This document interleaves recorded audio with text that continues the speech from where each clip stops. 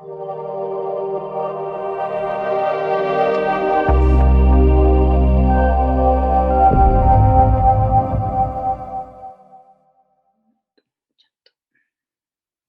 yes, you can see it. Excellent. Thank you, Alan. That's really good.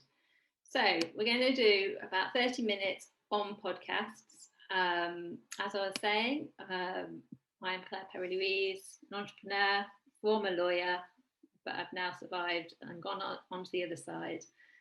Entrepreneur, yeah, like I said, that's what it's all about. It's who wants to sit in an office all day? Definitely not me. So since I met Simon in 2013, I have really been grateful to have had so many opportunities. So like I was saying to you, it's really the thing that really inspires me and motivates me to carry on with what I'm doing is building tools and helping my clients build trust and loyalty into their business, because I really think that's super important. So over the years, I've done online trainings, I've done joint ventures with Simon on membership sites, Facebook groups. I've done group coaching. I wrote a book about membership sites. If anyone knows Daniel Priestley, he asked me to run his client community for him. So I did that, worked with Facebook. So it's really been a great journey. And if you're at the start of it, I would say that just keep going. Because sometimes, and all the time, in fact, you'll come against obstacles and you'll think, oh, I can't keep going with this. But where you know that you've got a vision and you want to achieve things, you have always got that motivation, that inner drive. And that's why if you're just doing it for the money, sometimes it's harder to keep going if you're not seeing the money straight away, all those kind of things. But, you know, it is a journey. So there's a few pictures from my journey just to share with you. So this is what we're going to look at today. We're going to look at how to start a podcast. I'm going to share with you the key factors why podcasts don't work. 4 steps to grow a successful podcast, and how you can launch one in 30 days or less. And then when I was doing this presentation, this is not available from my website if you just go to it, but actually I've got a gift that I can give you which can help you. And so, yeah, that's what we're going to cover. Now, I just want you to take what you, just take a few small things from today's presentation. But ultimately, this is about thinking of ways in your business how you can start to really highlight yourself and highlight your expertise. And then as you highlight that expertise, build relationships with people who are looking for your expertise. That's really what we're doing. So a podcast, for example, is a real great way to share all the tips and tricks and things that you've learned in your business. And when people listen to that, they are listening out for someone who can help them achieve similar goals to you. So it's only going to be short. It's just going to give you a little bit of an overview because that's all it is today. But obviously, if this is something that interests you, you can go on further in your business and, you know, launch your own podcast. But maybe it might be applying some of the things you learned today into your newsletter or something like that. So the growth of podcasts has been pretty enormous. So in 2020, the figures were there was 7.1 million people listening to podcasts, which is, you know, a lot of people. And the growth in 2019 alone was a 24% growth.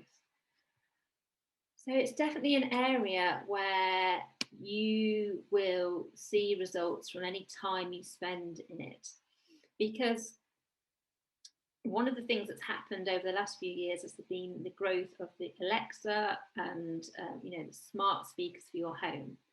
And there's also going to be updates coming and rolling out from websites where, you know, people ask things and your website needs to be able to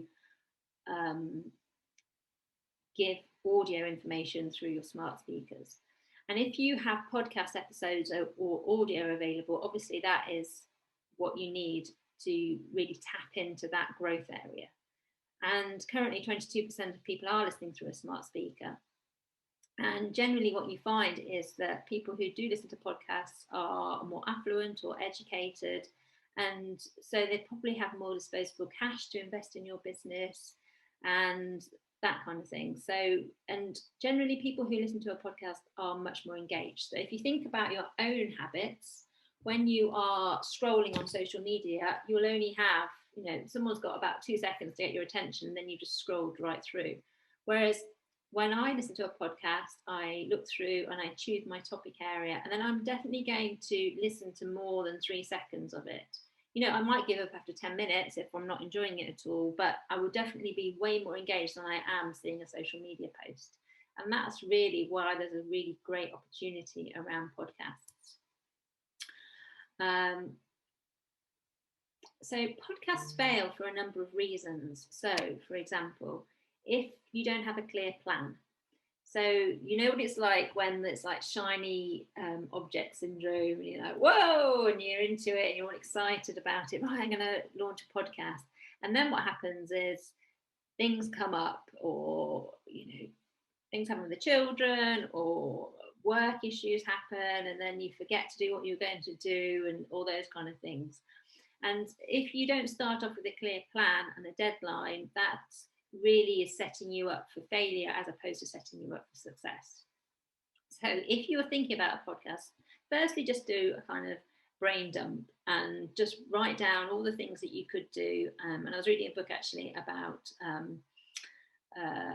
brainstorming and writing things down, where you can do those spider graphs and things, and actually you write something and then something will pop out, and it's a really clever way to get all your ideas out on paper, because we are quite used to tech, aren't we? So if you can use a piece of paper and you can do things like just write down, okay, I'm going to do my topic on dog training. And then think about all the different aspects of dog training that you might want to look at, anxiety or feeding and all those kind of things. And you can set out a plan. And when you've done that, you will then be able to think about, like, who would my listener be? Who would be my ideal listener? And then you can, the best way to do it is think about how, give that person a name. So that listener is called Sarah. And then you can write a story around Sarah. So Sarah has a new puppy, and the puppy is 4 months old. And the issues she's having with the puppy are that it doesn't like being left. It really gravitates just to her in the household. It doesn't want to go out for walks with her husband and runs off, tries to get back home to Sarah. And you've got a whole story around it. So Sarah is now looking for ways to overcome this problem so she can leave the house and do the Tesco shop. That was based on a real story. I'm a friend called Sarah. Yes, the dog. I have the angel dog. She did not get the angel dog.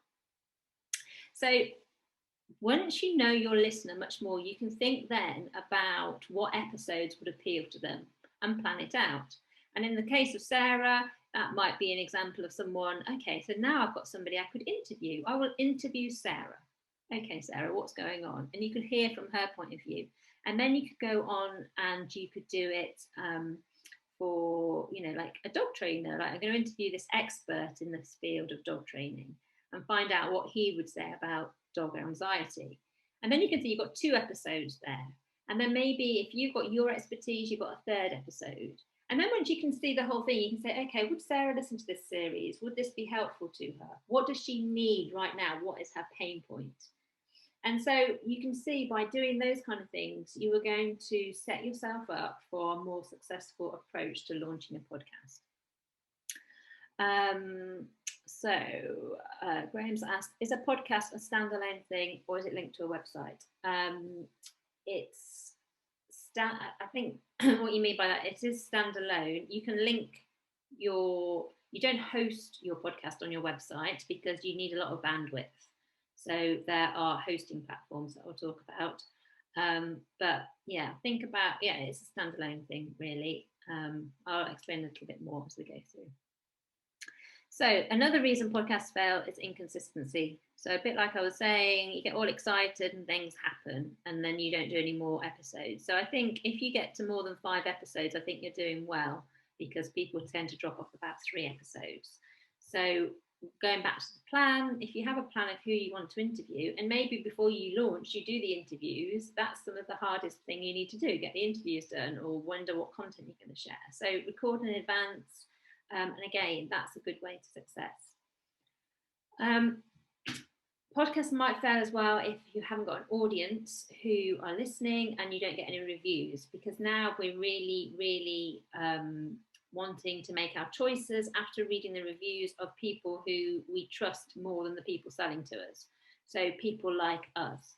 So if you have reviews on a website, and if you have reviews already on your website, have you got a mix of reviews? So are they from different genders, different ages, different ethnicities, all of those things? Because if you're on here and I say something and you will resonate with me, maybe if you're female or my age, or more than, some of you will resonate more if Simon was here, because you're older.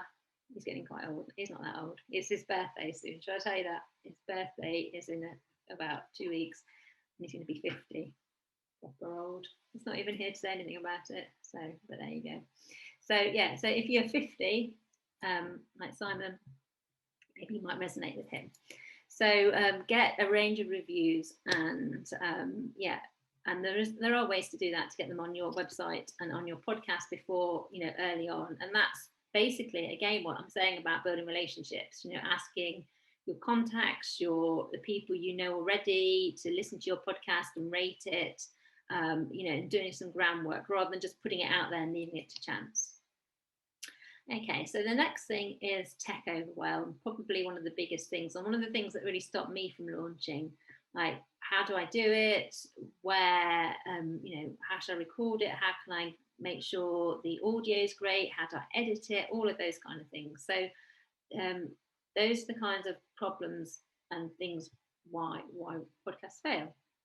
And the good thing is sometimes in life we can jump into something and we can think, yeah, it'll all be all right. And sometimes it is all right. But other times, if we just, let's just take a step back, and before we go into doing this podcast, have a look at these things I've talked about, then we're going to be in a much better position moving forward to know what we might need to overcome. So here's the 4 steps to launch a podcast in 30 days. Anne was asked, is the tech costly for podcasts? Actually, you can do it for free, and I'm going to share a website in a moment where you can launch your podcast for free, and where I initially launched mine. So no, it's not. You can do it quite quickly and cheaply. So the first thing is you need to plan. So start with the end in mind, like I've just touched on quite a lot. Then we need to create. So we need to create and put together, our content plan and who we want to interview, or do we want to interview anyone? Is it going to be a solo podcast? So all those kind of questions you want to go through before you launch. And then looking forward to launch, we need to look at, how we're going to host it, the tech, like Anwar was saying. And then, gather momentum, get consistency, really lean into whether this is something you want to do. And then once you've launched, that's when you move on to the growth element and adding your podcast to your overall marketing strategy. So what you want to think of in your business is that it's like a product ecosystem. So you have your website, and that's like your home. And then you have your social media platforms. So in a moment, Nita is going to be coming and talking to you all about LinkedIn and all the amazing strategies you can do around there. So it might be that your business just focuses on LinkedIn. And so when you learn whatever you learned today from Dee, you might think, actually, let me focus my attention there. It may be that your business is better using your social media profiles on Instagram. And then in which case, concentrate your efforts there. But, it's about thinking about your whole business as an ecosystem. So you've got the website in the middle, you've got your social media, then you might have a podcast. People will find you through the podcast, and those kinds of people I was talking to you about. So more affluent, they'll be more engaged with your content. It's a really great time to showcase your expertise. Let people hear more about you, learn more about your story, because people connect with you through your story. And it's a really great forum for doing that. And then on top of that, you will have things from your brand, like your newsletter you might have, or your email list, and it's thinking about ways to build that email list. So all the time you're nurturing, you're building relationships, you're building community, you're growing brand awareness. And so it's thinking about all of those elements together. So for example, if you had a podcast, you would then be thinking, listening to what Dee's saying later, and thinking, okay, well, how could I incorporate that into my LinkedIn strategy? You know, how can I get people over to listening to that? Because then if people subscribe to your podcast, then they are going to get automatically notified every time you release a new episode. And so it's going to be a really great way for people to get to know you without constantly having to make sure that you've beaten the algorithm on social media. And if you're a newbie to these things, algorithm means it's the way that posts are shown to your audience. So Facebook, you know, if you tag someone in, the idea is that somebody might be able to, somebody will see your post more than if you're not tagged in. But algorithms change all the time. And so what you want to be doing is creating value, being consistent with your content, and that's how you'll reach your audience and build relationships. So yeah, they're the 4 steps to launch. So in the first 1 to 3 days, spend this time, you know, have the end in mind, like, why do I want to do this? So if you go back to my example of Sarah, what would be great? What would she love? She'd love the dog not to be sleeping in her room anymore. She'd love to be able to go out to the shops without it whining. She'd love for her husband to take the dog out without her being confined to, you know, him being confined to having him on the lead. She'd like the dog to come back if they go on a walk, all of those things. And then you can really tap into it, have a word with Sarah. So I could say to Sarah, what is it you want from this training, or what would really help? And she's like, I'd like 3 easy steps just to get started. I feel so overwhelmed. So the more you dig into your person, the more you will be able to give them the solution that they need. You know, why would she sign up to the podcast? Well, she would definitely sign up to the podcast because she's tense, she wants to go to the shops, she can't, the dog's barking, she's worried about the dog, she's probably falling out with her husband a little bit about it because he didn't really want a dog. You know, all of these things are compounding, but it's so much easier if you know your person. So spend the first 1 to 3 days really analysing and going through those steps, because it will really pay off in the future. Days 4 to 5, listen to other podcasts. Like, what do you like? What don't you like? And quite often when we see posts we like, or when we listen to things and they really engage us, it's because there's some kind of resonance for us. And the best thing that you can do in business, and when you are you know, going on out alone, is be as authentic as you can to yourself. Because where we try and mimic somebody else, everybody has their own journey. And you know, it's great to take advice from people. So take advice from me, take advice from Simon, take advice from Danita, but it's all our own perspective.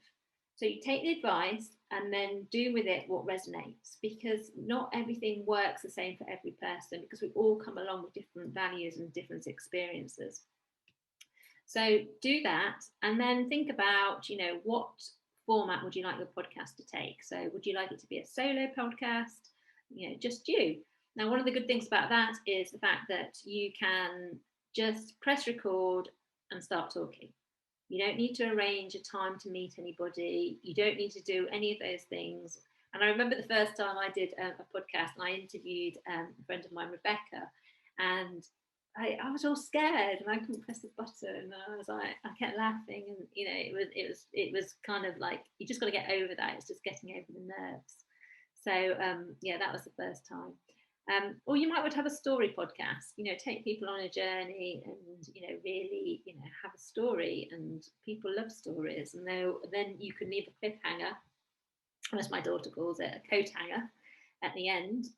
Or leave a coat hanger, and then on to the next episode. So yeah, leave a cliffhanger or a coat hanger at the end. So the best thing to do is map out your first 10 episodes. And something I really like is, so at the moment my podcast is on a pause, and it's like having a series 1 and then series 2. So you might have one on dog anxiety, the second one might be on, caring for your pup, and it might all be about grooming and all those kind of things. So you can go on different topics. How many minutes should each episode last? Thank you, David.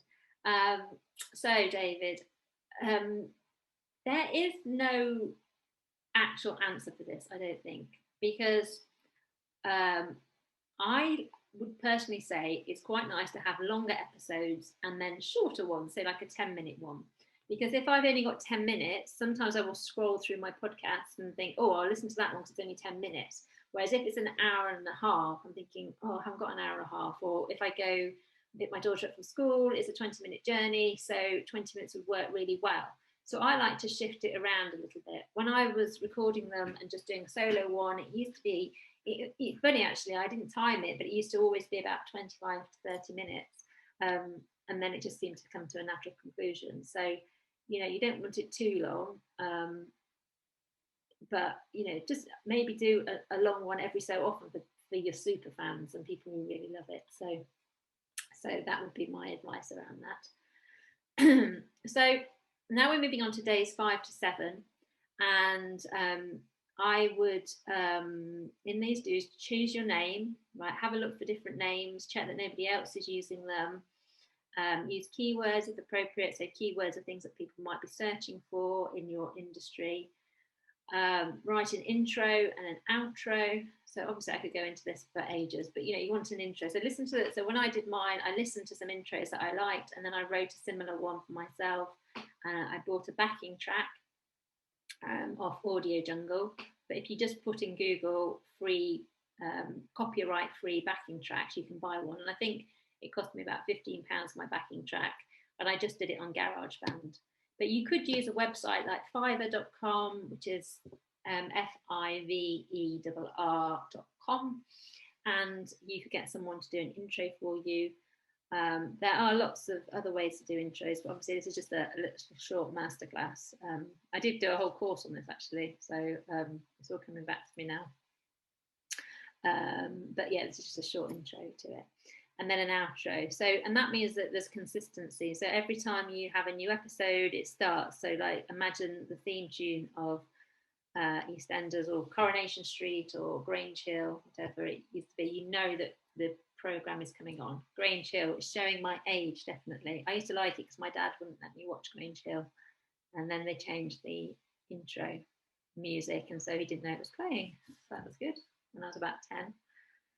So, and then days 5 to 7, start a list of supporters. So people who already know you, and tell them you're going to launch a website, a podcast, and get their input and maybe listen to some of the earlier drafts you're doing and that kind of thing, because then when you launch it, you've got people already there in your corner.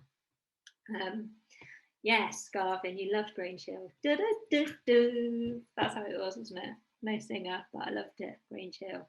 If you're in the Netherlands or in Israel, I bet you have no idea what we're talking about. Grange Hill, you would not have had that, or you're probably a lot younger than me, something like that.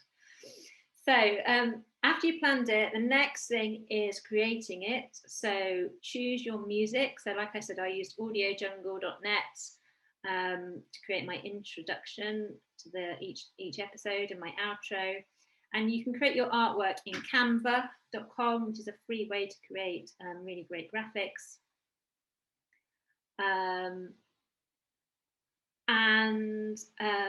Yes, research and buy your equipment. So I've got a Blue Yeti, and there's different ones you can get, but just research and buy your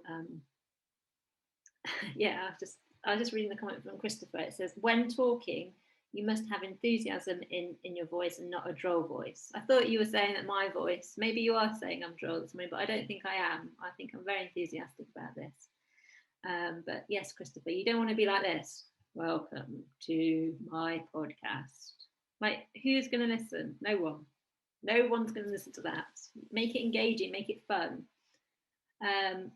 Could I give you a link to one of my podcasts? Well, actually, if you go to my website, which is my name.com, it's all linked on there to my website, and you can listen to the whole lot. That will give you something to do all of Easter. So I have all kinds of one. That's my website. So what's a Blue Yeti and a snowball? It sounds like an alcoholic drink, doesn't it? But it's not. It's a type of microphone. So they're both microphones, and they're about, I think that's £70 or £80, £90. They're quite cheap. So yeah, you could do that. What's a call to? What's a CTA? A CTA is a call to action. So as in, please subscribe to my list, or that kind of thing. So in the intro, say, hi, it's Claire Perry-Louise here. This is the People, Culture and Community podcast. If you enjoy the episodes, please subscribe, share it with your friends, that kind of thing. That's a call to action. Christopher says you're not insulting me. Yay! That's good. I'm going to come back. Thanks, Christopher. Who did your website? I did my website, actually. Yes, I did my website. It's on Kajabi, which is awesome. In fact, there's a new resources page. I don't know if it's up there yet, actually, telling you about all my favourite tools that I use. So my VA actually was doing that for me yesterday. So, but hopefully you like the website. You're just saying. Right, what you need after you've done the podcast. I'm not sure what that means, Garvin. Tell me what that is. Right, so moving on. 8:13, we're going to record your intro and your outro. So you're going to need a laptop. Check. You can do it on Audacity, which is a free online audio editing tool, or GarageBand. So if you've got a Mac, then you can use GarageBand. Literally, I did it myself. It's not too difficult. If you're not techie, you can get somebody else to do that. You need a mic, so you've got a good sound, headphones as well, and I have a backing track on mine as well, so which fades out. But yeah, all of this stuff is pretty much, and I think I procrastinated on doing my podcast for years, and then what happened is I did it in an afternoon, literally launched it in an afternoon. So I'll tell you how I did that in a moment. So days 14 to 28, record and edit your first 3 episodes. And then they're done, they're in the bag and you're ready to go. So you can do this on Zoom. You can do it on a website called zencaster.com. You can do it, and that's good because it means that the person you're interviewing, they also have, they record to their own computer, rather than doing it over the web. And so if the internet connection drops out, it doesn't mean that you will lose your, you won't lose the recording. So Zencastr is a good way to go. Or you could use Skype. Some people still use Skype. Someone was laughing about that, saying Skype, it's so old fashioned, but you know, you can still use Skype. And sometimes it's better actually. And then what you do, this is very quick, obviously, but you take the MP3, you mix it with your intro and your outro, and then you need to host it somewhere. So you need a podcast host. So places you can, who host podcasts are Lipsyn, Wooshka, that's where I host mine, Simplecast. But if you're just getting started, and this is how I got started, I mean, there are some downsides of doing it on there. Because they submit it automatically. So you know, if you are going to listen on your podcast on your iPhone, you listen in a different way from if you've got an Android, because you might listen on Chromecast or that kind of thing. So they're called the directories.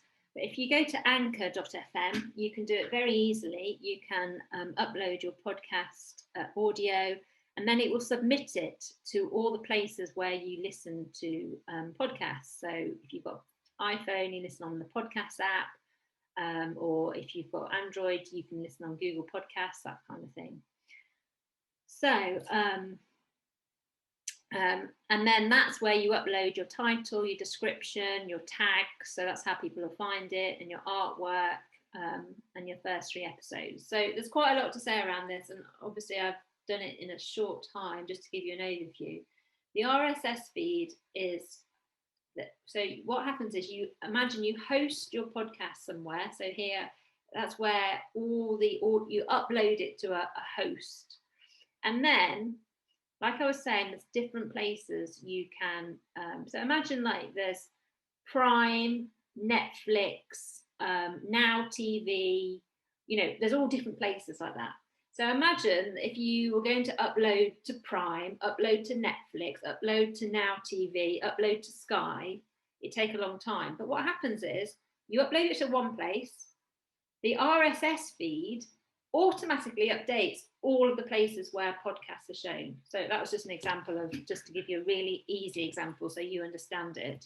Obviously, you're not going to Netflix because it's a podcast, but there's different places where podcasts are hosted. So the RSS feed means that you only ever need to upload your audio to one place. So look at anchor.fm. That's the simplest way to start. Okay. Or do a course on podcasts. And then the directories, like I said, there's the iTunes, you can listen on Spotify. That's another directory, it's called. And then the RSS feed. So you upload to one place and it automatically will update at one time. Spotify, iTunes, it uploads all your artwork and everything to everywhere. So that's how that works. So what did someone said? Would you vary your topics to include other topics or stick to one field only? It's hard to answer it. Do different topics within your niche, I would say. I wouldn't start a podcast like the Claire podcast and do one on dog training, one on how to care for your plants, one on running an internet business. There's no consistency there. So it just depends. Or if you want to do it in groups, like I said, you could do series. I don't think that's a word. A series. And then you could do another series, like a television series or a Netflix series, something like that. Did I know what my content was going to be when I first started out? Did I know? I probably did some planning, but this is why you have mentors, because I probably didn't do enough planning. And so on reflection, it's easier not to kind of know where you're going beforehand. So before I launch series 2, I am planning. And that's why series 2 is not out yet, because I haven't planned it yet. Thank you, Anwar. I'm glad you like my website. Can you have access to the slides afterwards? I'm sure you can. I'm sure they will be uploaded somewhere. I'm not 100% sure where they're going to be uploaded. Is it purely audio? Yes, it is audio, but you could film what you're doing if you're doing it on Zoom and then upload that to YouTube, for example, and then you've got 2 different forms of content. So days 28 to 30, as soon as you launch it, there's ways to do this, but it goes onto iTunes. As soon as it gets onto iTunes, you want to ask for ratings and reviews and subscribers. That helps you increase your reach and tries to get you into the top. I think mine got up to 26 in iTunes when I launched, out of, in the whole world in my category. So that was good. And then go on and prepare your next episodes and upload those to your host. And then they will go out automatically to all the different directories like Spotify, iTunes, Chromecast, all the rest of it. And then, that's the new and noteworthy section. So you want to be on the new and noteworthy section as soon if you can, because that's obviously when you first launch. And the way you get there is because you get reviews and ratings early on. That's the way to get in there. And then after that, you need to grow it. And that's a whole nother topic about growing your podcast. But basically, it's built into your marketing strategy.